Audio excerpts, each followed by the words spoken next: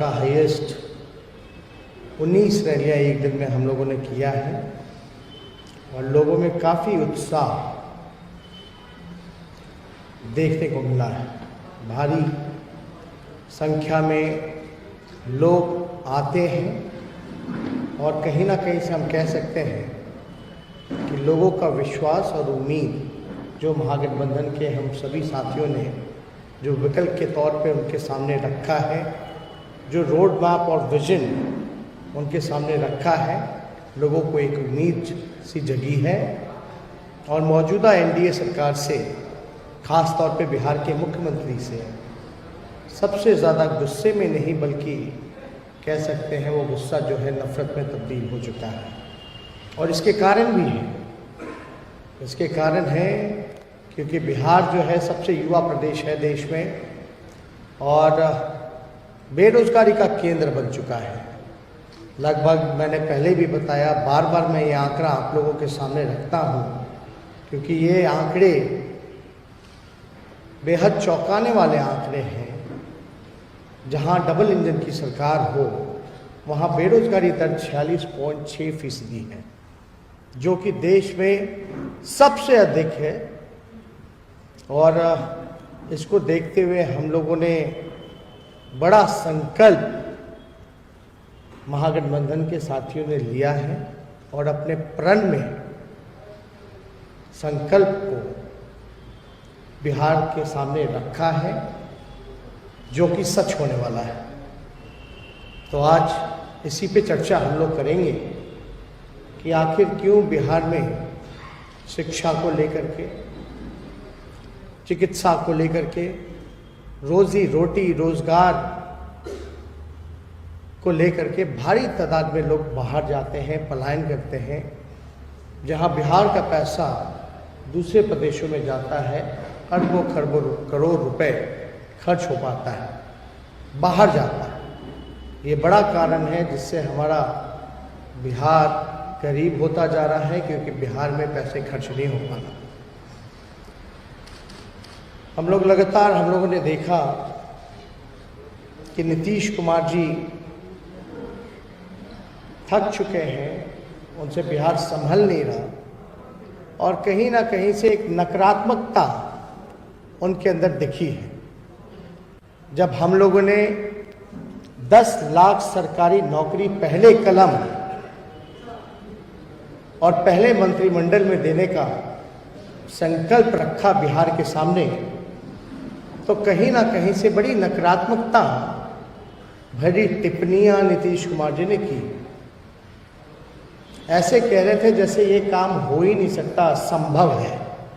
आज के दौर में जब लोग चांद पे चले जाते हैं तो बिहार में कारखाने और नौकरियां क्यों नहीं मिल सकती। नीतीश कुमार जी ने कहा, कुछ बात तो ऐसी बोली जिससे निजी हमला उन्होंने किया कि क्या अपने बाप के पास से पैसा लाएगा, इस तरह की बातें उन्होंने कही। हालांकि बड़े हैं, कुछ भी कह सकते हैं, वो गाली दे या कुछ भी कोसे, उनका सब कुछ जो है हमारे को आशीर्वाद के रूप में लगता है। जब लैंडलॉक्ड स्टेट की बात उन्होंने की थी तो उन्होंने कहा था कि बिहार में उद्योग नहीं लग सकते, कारखाने नहीं लग सकते, नौकरियां नहीं दी जा सकती। हमने कहा था तब तो पंजाब और हरियाणा, राजस्थान भी लैंडलॉक्ड स्टेट है, तो वहाँ कारखाने क्यों लगे हैं। बिहार के लोग पंजाब हरियाणा जा कर के रोजी रोटी क्यों कमाते हैं, उन फैक्ट्रियों कारखानों में क्यों काम करते हैं। हालांकि इसके बाद कोई जवाब नीतीश जी का आया नहीं। और ये बार बार वो कहते हैं नीतीश कुमार जी कि हमने जो है 6 लाख लोगों को रोजगार दिया 15 सालों में। ध्यान से सुनिएगा, ये महत्वपूर्ण बात है। वो बार बार कहते हैं कि हमने 6 लाख नौकरियां दी, लेकिन नीतीश कुमार जी ने ये कभी नहीं बोला कि सारे कॉन्ट्रैक्ट पे नौकरियां थी, पक्की नौकरियां नहीं थी। वो जितने भी थे संविदा पे बहाली निकालते हैं, संविदाएं पे। ये क्यों नहीं बोलते कि भाई हमने पक्की नौकरियां दी? और जब हम कह रहे हैं 10 लाख नौकरियां हम देंगे, तो उनको शक होता है कि पैसा कहां से लाएंगे। तो हमने पहले भी बताया था, पैसा बिहार का कुल बजट 2,11,13,000 करोड़ रुपए का है, जो कि 40% खर्च नहीं कर पाते, जो कि 80,000 करोड़ होता है। एक 80,000 करोड़ अलग है जो बिहार सरकार खर्च नहीं कर पाती। दूसरा, राइट फॉर एजुकेशन, जो सेंट्रल से जो फंड मिलता है लगभग 24 से 25,000 करोड़, वो ये पैसा जो है लौटा देते हैं। लेकिन मैं सुशील कुमार मोदी जी को, नीतीश जी को ये कहना चाहता हूं कि हमारे पास पैसा है, लेकिन इच्छा शक्ति होनी चाहिए, जो कि आप दोनों के पास नहीं है। और आप दोनों से बिहार संभल नहीं रहा, क्योंकि आप लोग थक चुके हैं। अगर फिर भी नीतीश जी को, सुशील मोदी जी को लगता है, तो अगर हमारी सरकार बनेगी तो मुख्यमंत्री, मंत्री या विधायकों का सैलरी भी अगर लेना पड़े, तो हम लोग जो है उस सैलरी को हम लोग लेकर के नौकरी करने वाले जितने हमारे लोग हैं उनको देने का काम करेंगे। और मुख्यमंत्री, मंत्री, विधायकों को सैलरी नहीं मिलेगी। अगर फिर भी संदेह है तो। दूसरी बात, हम ये कहना चाहते हैं कि संविदा पे जितने कर्मियां हैं, कर्मियों को हम लोग जो है नियमित करने का काम करेंगे। हम लोगों ने पहले भी बोला, जितने नियोजित शिक्षक हैं, सभी लोगों का जो आंदोलन रहा समान काम समान वेतन को लेकर के, उन सभी को जो है अधिकार, समान काम समान वेतन का हमारी सरकार देने का काम करेगी। स्वयं सहायक समूह हैं, जीविका दीदी, आशा कर्मी, आंगनबाड़ी, रसोइया सहित तमाम अन्य साथी, जिनका मानदेय को हम लोग जो है दुगुना से 3 गुना बढ़ाने का काम करेंगे और नियमित करेंगे। और ख़ास तौर पे मैं बताना चाहूँगा और ऐलान करना चाहूँगा कि शिक्षा के क्षेत्र में लालू जी के समय, राबड़ी जी के समय बिहार को 7 विश्वविद्यालय मिले। नीतीश जी इस पे कभी चर्चा नहीं करते हैं, कोई बात नहीं करते हैं। लेकिन हमारी जब सरकार बनेगी तो बेगूसराय में राष्ट्रकवि दिनकर के सम्मान में एक विश्वविद्यालय की स्थापना की जाएगी। दूसरा विश्वविद्यालय मिथिलांचल में जननायक स्वर्गीय कर्पूरी ठाकुर जी के नाम पे हम लोग एक विश्वविद्यालय का स्थापना करेंगे, जो कि मिथिलांचल में होगा। बीपीएससी का आप लोगों को हमने पहले भी बताया कि लेट लतीफ़ा के कारण जो नौजवान युवक परीक्षा की तैयारी करते हैं, क्योंकि नौकरियों में, सरकारी नौकरियों में एक उम्र का टेक्निकल उसमें रहता है, फॉर्मेलिटी रहती है कि एक उम्र के बाद जो है वो सरकारी नौकरी में एप्लीकेबल नहीं हो पाते हैं। तो हमने कहा था कि अगर बीपीएससी 4, 5, 6 साल लगाता है तो इसका नुकसान हमारा युवा जो एड़ी चोटी दिन रात लगा करके मेहनत करके जो इस कंपटीशन की तैयारी करता है और बीपीएससी के गलती के वजह से वो इसका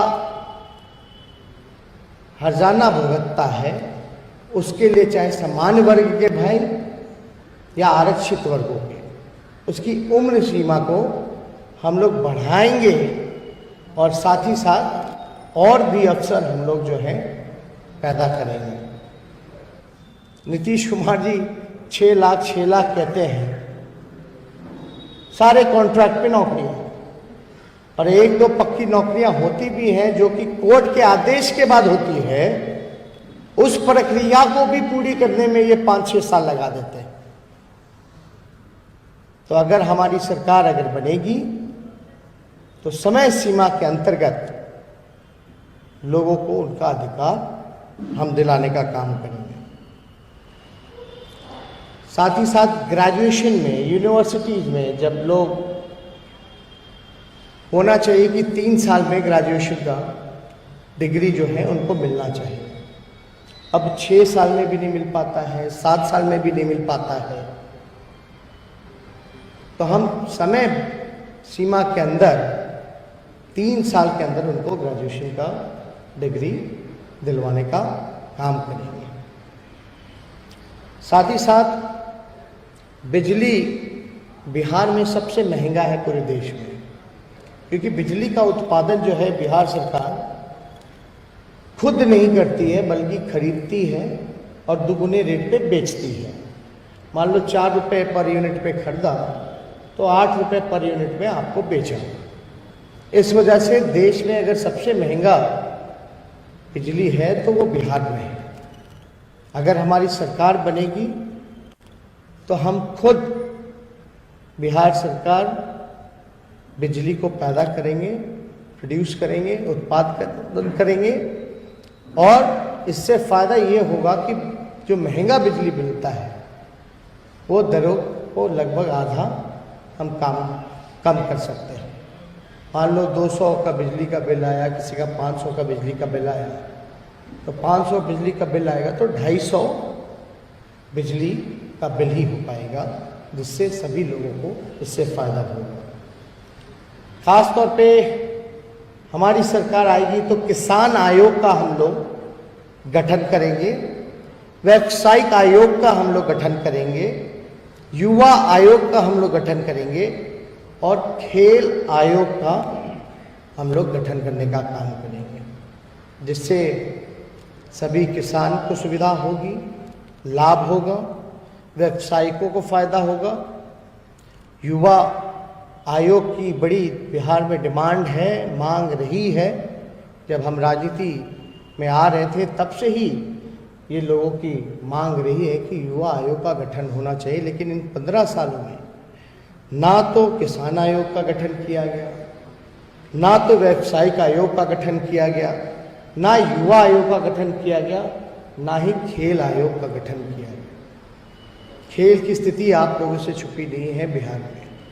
हमारा मकसद है कि कोई बिहार का लड़का को भी इतनी फैसिलिटी मिले, इंफ्रास्ट्रक्चर मिले, सपोर्ट मिले सरकार से, ताकि वो अपनी तैयारी कर सके, प्रिपेयर कर सके, अच्छी कोचिंग मिले, ताकि ओलंपिक्स में भी बिहार का लड़का जा कर के गोल्ड मेडल जीत करके आए, देश और बिहार का नाम रोशन कर सके। लेकिन यहाँ तो पढ़ाई चौपट है, जहाँ 6-7 साल में BA की डिग्री मिलती है, लोगों को नौकरी नहीं मिलता। और बार बार हम कहते हैं कमाई, पढ़ाई, दवाई के लिए बिहार के लोग बाहर जाते हैं, तो खेल कूद तो दूर की बात है। तो इसलिए प्रॉपर इंफ्रास्ट्रक्चर हम लोग सभी लोगों को देने का काम करेंगे।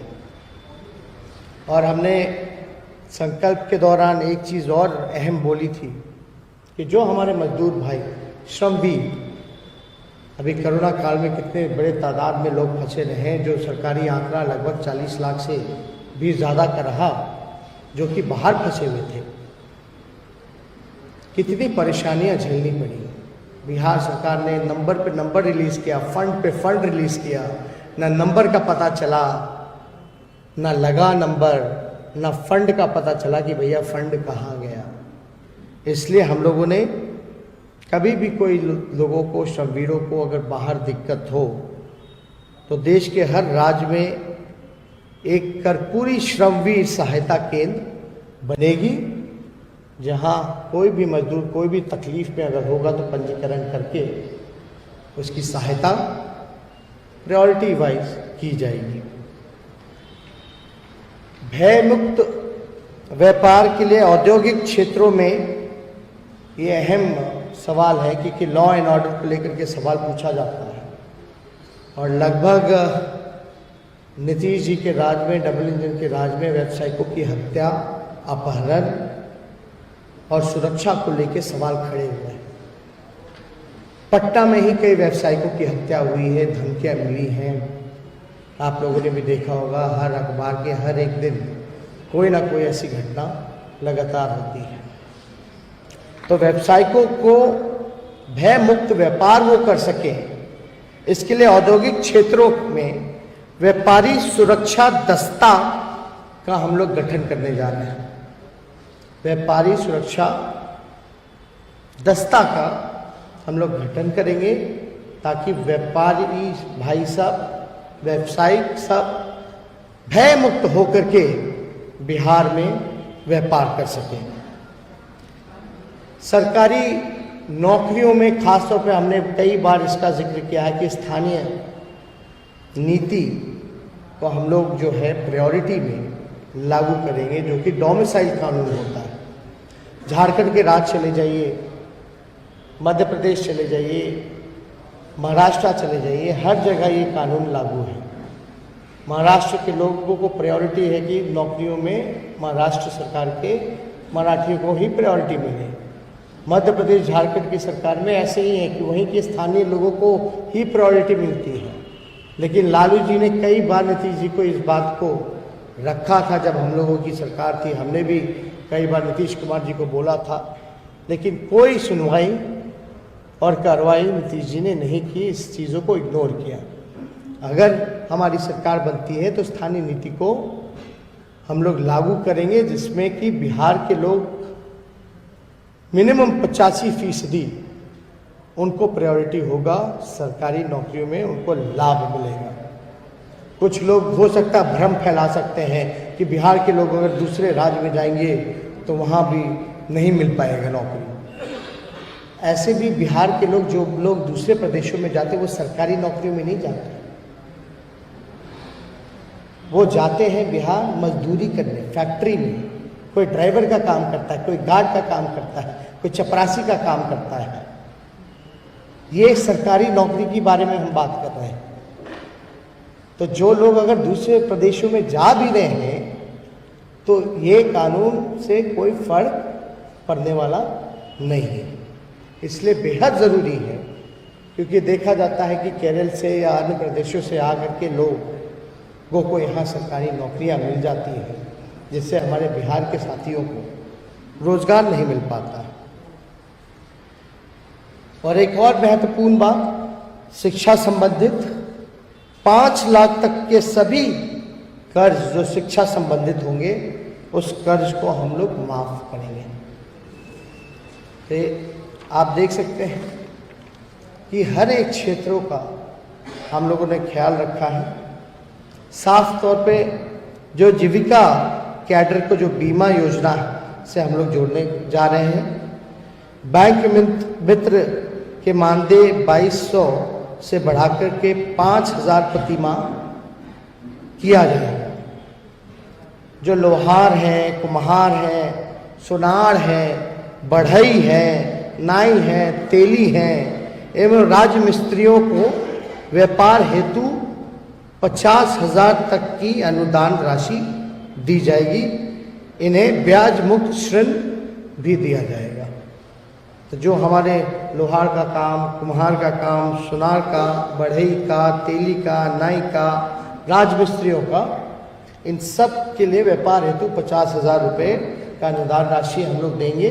साथ ही साथ ब्याज मुक्त ऋण भी इनको दिया जाएगा।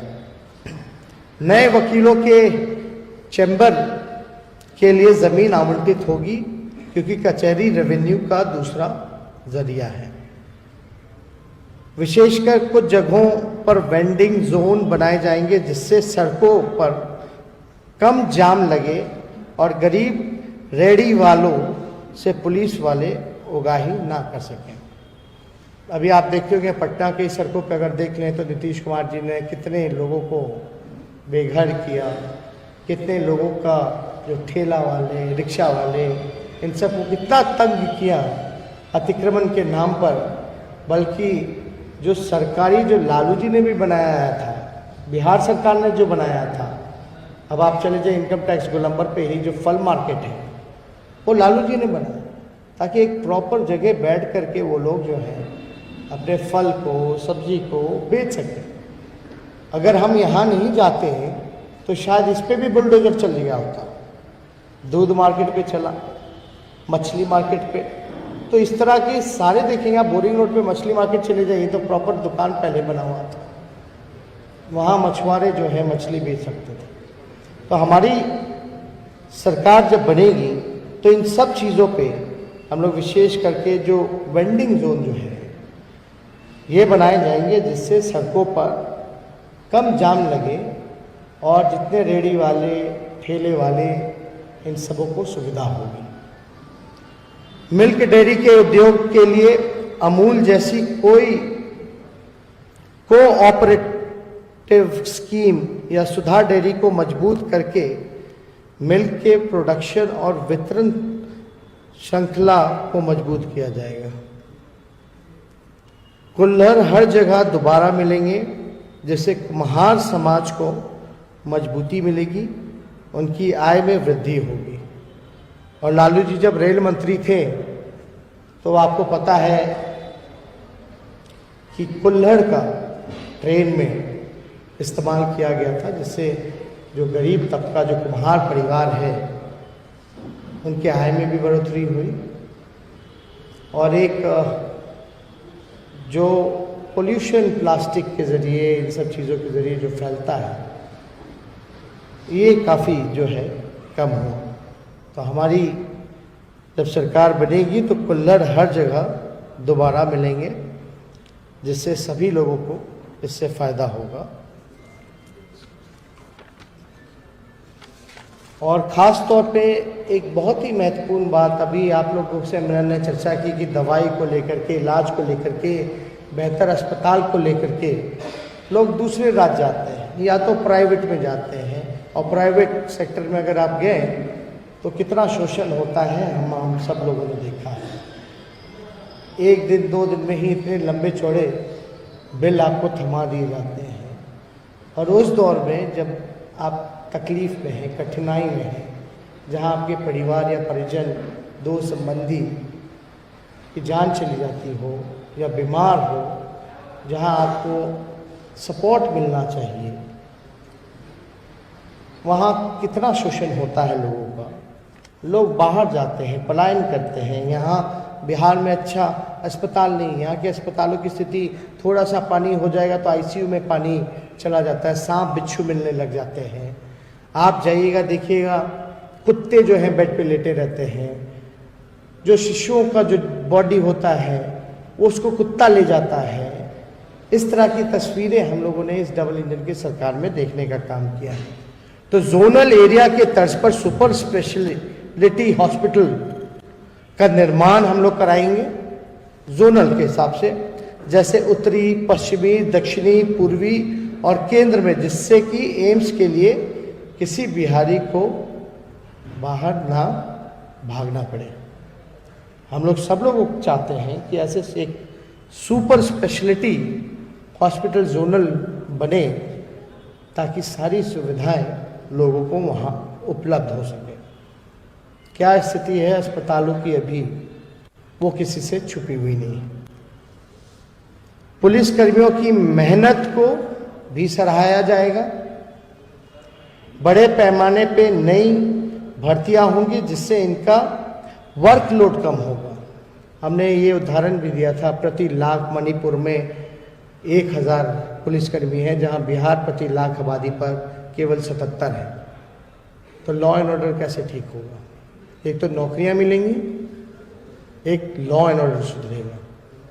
अगर अस्पतालों में डॉक्टर होंगे, इंजीनियर्स होंगे, प्रोजेक्ट्स में, यूनिवर्सिटीज़ में प्रोफेसर्स होंगे, तो ये सारे जो शिक्षा department, health department, police department, ये सभी रिवाइव होंगे, बेहतर बनेंगे। इसलिए पुलिस की जो संख्या है, इसको एक तो रिक्त पदें हैं उसको बढ़ा जाएगा, और एक जो राष्ट्र औसत के मुकाबले आने के लिए जो पदें होंगी उसका सृजन हम लोग करेंगे।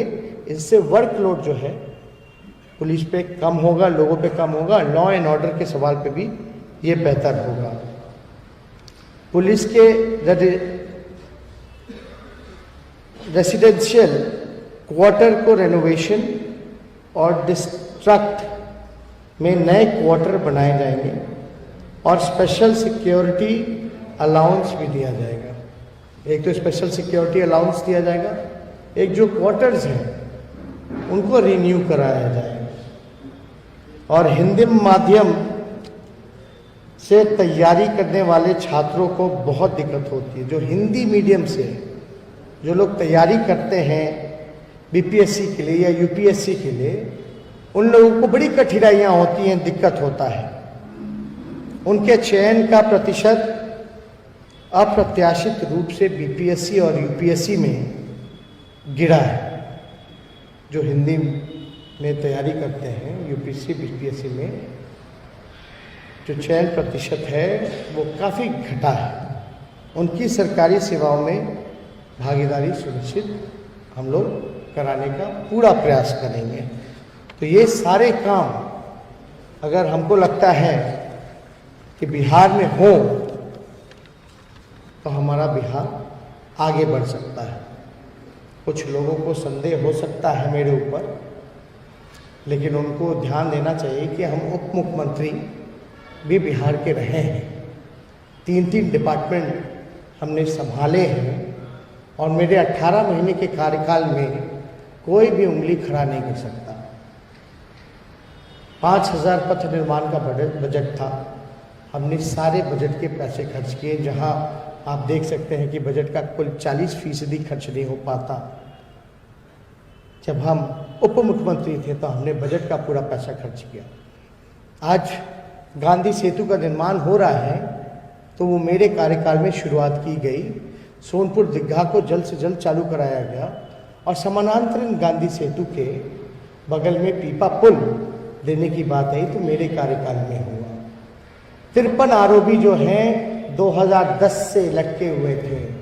बताइए, डबल इंजन की सरकार रही 14 से, क्यों नहीं हो पाया था? हम आते ही 53 आरओबी को क्लियर हम लोगों ने कराने का काम किया, जिससे रेलवे ओवरब्रिज मिला। सीआरएफ फंड बिहार को केंद्र 200 करोड़ रुपए देती थी, हमारे रहने पर 200 से 1000 करोड़ बिहार को सीआरएफ फंड मिला। और हमने देखा एयरपोर्ट बीटा हमारे कैबिनेट में तय हुआ। ये जो अभी एयरपोर्ट का जो कायाकल्प जो पटना का हो रहा है, ये हमारे कैबिनेट जब हम महागठबंधन में थे तब हुआ। 5 मेडिकल कॉलेज अगर मिले तो हमारे महागठबंधन सरकार में हुआ। और मेरा बजट भी देख सकते हैं पथ निर्माण होते हुए। बीटा जाइएगा तो दूरी हो जाती है, जाने आने में समय लगेगा। और प्रदेशों में दिल्ली जाओ, मैंगलोर जाओ तो एयरपोर्ट डेडिकेटेड एक्सप्रेसवे है। तो हमारे आइडिया ये था कि अगर बीटा अगर जाएगा तो एलिवेटेड डेडिकेटेड एक्सप्रेसवे हम बनाएं, जिससे कि आप देखिएगा बेली रोड से अगर सगुना मोड़ जाइएगा तो चौड़ा हो गया है। सगुना मोड़ से रेलवे स्टेशन अगर दानापुर का जाइएगा तो उसको चौड़ा किया जा रहा है। ये निर्णय हमने लिया और ठीक अब तो पता नहीं क्या ये लोग काम कर रहे हैं। तो यहाँ से अगर आप बेली रोड चले जाइए, बेली रोड से अगर दानापुर चले जाइए तो समय नहीं लगता है, रोड चौड़े हैं। और हमारा था कि दानापुर स्टेशन से पहले ही एक एलिवेटेड फ्लाईओवर बन जाए जो सीधे आपको पटना के बीटा एयरपोर्ट पे उतार दें। ये हमने बजट में प्रोविजन भी कर रखा था। तो हर तरफ अगर आप देखें इंजीनियर्स का प्रमोशन नहीं हो पा रहा था, कई सालों तक 10-20 सालों तक प्रमोशन नहीं मिल रहा था। हमने उन सभी को प्रमोट भी करने का काम किया और एक साथ सुपरिटेंडेंट इंजीनियर हो, एग्जीक्यूटिव इंजीनियर हो, सभी को एक साथ जो है हम लोगों ने प्रमोट किया। तो जो लोग अगर शक करते हैं और जो लोग भय दिखाना चाहते हैं उनको ज़रा कहिए कि तेजस्वी के 18 महीने उप मुख्यमंत्री रहते हुए भी कोई काम अगर आपको लगे कि कोई अनुभवहीन ने किया है तो ज़रा बताएं। कोई कमी आपको नहीं मिलेगी। भ्रष्टाचार की बात होती तो भ्रष्टाचार को ही रोकने के लिए हमने एक कमेटी का निर्माण किया था, क्योंकि पथ निर्माण वर्किंग डिपार्टमेंट्स का नोडल डिपार्टमेंट होता है। अब बताइए, निर्णय मंत्री लेगा कि अस्पताल बनेगा या रोड बनेगा या ये बिल्डिंग बनेगी, लेकिन ये निर्णय तो नहीं लेगा कि किसको टेंडर मिलेगा। और मान लो किसी को टेंडर मिल भी गया तो कोई समय पे पूरा नहीं करा तो उसको एक्सटेंशन कितना दिया जाएगा।